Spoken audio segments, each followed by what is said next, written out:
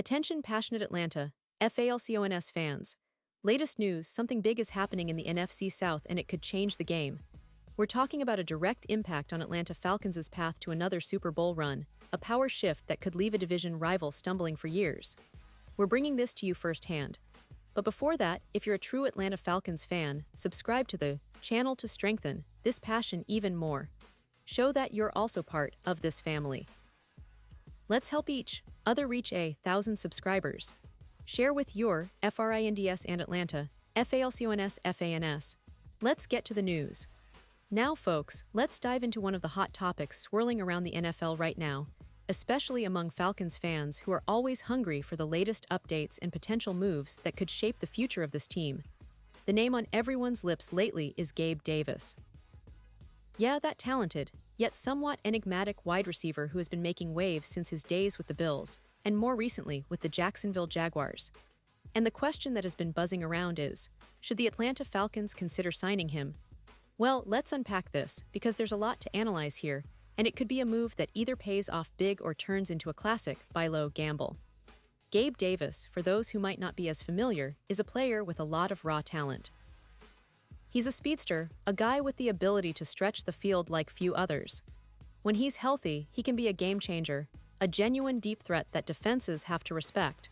But here's the catch, and it's a pretty significant one. His recent history has been a roller coaster of ups and downs, injuries, and inconsistency. Last season, he signed a 3-year, $39 million contract with the Jaguars, a deal that many considered a bit of a stretch considering his production and injury history at the time. That deal, signed by former Jaguars GM Trent Baalke, was met with some skepticism, especially given that Davis's performance in Jacksonville didn't quite live up to the expectations.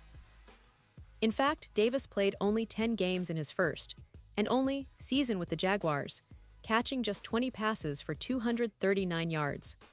That's a far cry from the explosive numbers many fans had envisioned when he signed the deal. His yards per reception dipped to some of the lowest in his career, and he struggled to find consistency in his role. To make matters worse, his season was cut short due to a torn meniscus in his left knee, an injury that required surgery and kept him out of action for the latter part of the year. Injuries like that are always a concern, especially for a player whose game heavily relies on speed and agility. The Jaguars, after evaluating his overall contribution and health status, decided that moving on was the best course of action. They're now facing a $20 million dead cap hit, which indicates they believe they're better off without him at this point. But here's where it gets intriguing for Falcons fans. Davis's name has been floating around the free agent market as a potential buy low candidate. And why not? Atlanta's wide receiver room, despite having some promising pieces, is still lacking that elite speedster who can really force defenses to back off and create space underneath. Darnell Mooney is a solid option, but he's more of a polished route runner than a true deep threat. Kyle Pitts, as talented as he is, hasn't yet proven he can consistently stretch the field. And Jamal Agnew, who was expected to fill that role in 2024, missed the entire season due to injury. So, the Falcons could look at a player like Davis as an affordable, high-upside addition that could open things up for their other receivers and give quarterback Desmond Ridder an extra weapon. Now, let's talk about the fit. Davis is a classic speed and stretch receiver. He's a guy who runs a 4.4 second 40-yard dash, and when he gets a step on a defender, it's tough to catch him. He's perfect for a team looking to add a vertical element, especially if the Falcons want to diversify their offensive attack and keep defenses honest.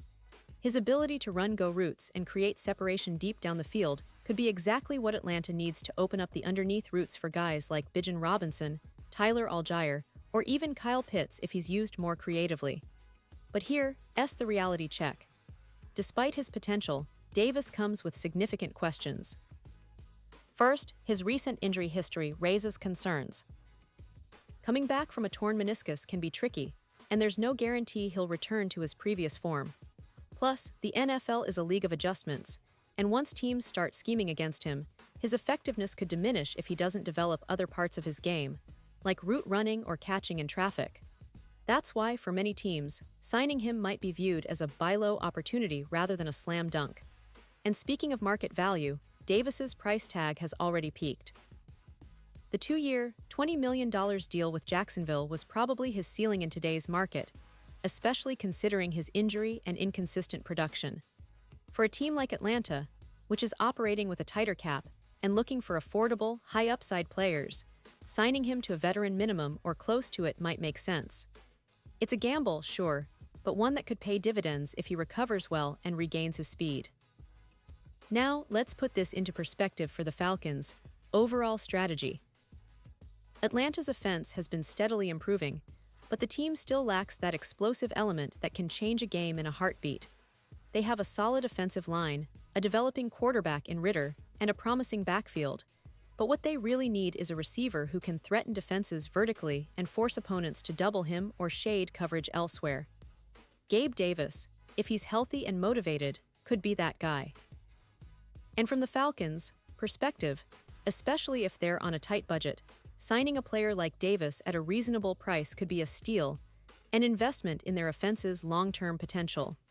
However, it's not all sunshine and rainbows. The injury history and the fact that he's still young enough to be considered a project mean that the Falcons would need to be cautious. They'd have to ensure that he's fully recovered, that he's motivated to prove himself after a disappointing year, and that they're prepared for the possibility that he might not hit the heights expected. It's a classic risk and reward scenario. Now, for the fans out there who are passionate about this, let's consider the bigger picture.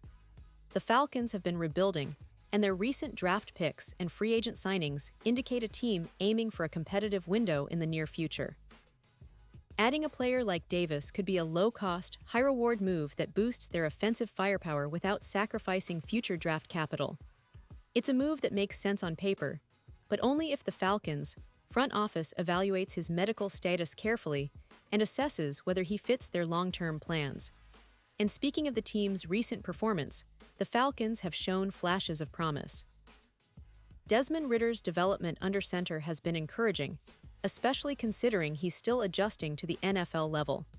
The offensive line has been improving, and the coaching staff has emphasized a balanced attack that can keep defenses honest. But what they've been missing is that game-breaking receiver who can stretch the field and force defenses to stay honest.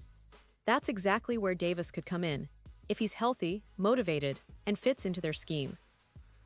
Looking ahead, the Falcons are in an interesting position. They're not yet playoff contenders, but they're trending upward, with young talent and a clear vision. The addition of a veteran like Davis, at the right price, could be a catalyst for their offense to take that next step. Of course, it's all about timing, health, and how quickly he can get back into shape. The NFL offseason is the perfect time for teams to take calculated risks like these, adding talent, filling gaps, and building chemistry before training camp begins. And for the fans listening, I want you to really think about this.